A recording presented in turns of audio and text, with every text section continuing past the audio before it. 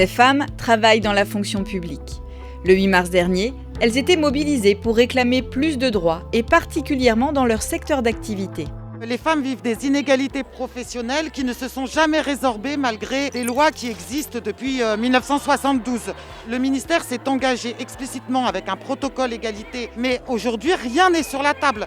Donc nous, ce qu'on demande, c'est que tous ces métiers d'utilité sociale soient enfin regardés du point de vue des salaires et on demande des mesures urgentes de rattrapage salarial puisque les femmes gagnent 25% de moins que les hommes dans la fonction publique aussi, ce qui équivaut à peu près à 400 € de moins par mois. Et on demande des perspectives de carrière réelles. Les femmes fonctionnaires représentent 62% des agents. Elles sont pour la plupart titulaires, mais de plus en plus sont contractuelles. Et quand elles sont précaires, ce qui est très répandu dans la fonction publique territoriale, elles subissent de plein fouet les différents confinements, car sans travail, elles ne touchent pas de salaire. Il y a des fonctionnaires qui sont premières de corvée parce que de toute façon, il n'y a pas tout le temps de la reconnaissance.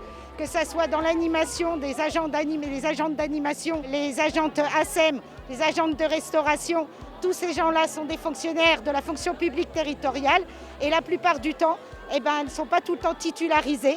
Elles sont payées souvent aux heures qu'elles effectuent et quand on a eu le Covid, la plupart de ces femmes se sont retrouvées avec rien.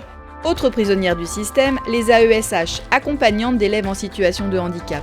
Pour la plupart, il faut attendre 10 ans avant d'obtenir un CDI. Ce qui me fait le plus souffrir, moi, c'est le manque de reconnaissance et le manque d'un véritable statut professionnel. Nous travaillons aux côtés des enseignants qui ont, eux, un véritable statut. À l'éducation nationale, où tout marche au statut. Et nous avons une formation assez incomplète. Nous avons un salaire très très bas qui ne valorise pas notre action auprès des enfants. Moi, quand j'ai commencé ce métier, je voulais faire quelque chose de beau. Voilà, et je m'étonne maintenant de même pas avoir une indépendance financière par rapport à ma famille ou par rapport à un compagnon. Je travaille 27 heures par semaine et je touche 887 €. C'était la paye du mois dernier.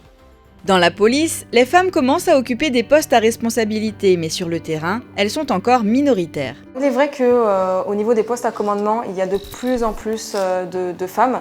Moi-même, je suis issue d'une circonscription où la commissaire divisionnaire est une femme. C'est plutôt au niveau des gardiens de la paix où il y a toujours ce décalage dans les promotions. Il y a un tiers, voire un quart de femmes dans chaque section et ça pose des problèmes sur les patrouilles qui sont exclusivement parfois munis d'hommes et lors d'interpellations ou d'interventions, ils sont obligés de faire appel à d'autres patrouilles avec des effectifs féminins pour pouvoir les aider à intervenir pour les palpations de sécurité et ces choses-là. La FSU a signé le protocole égalité femmes-hommes, mais dans la réalité, il n'arrive pas à exister.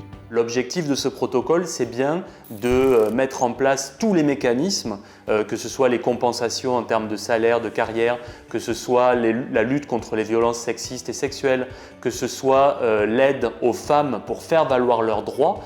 Or, on voit que les éléments du protocole peinent à se mettre en place.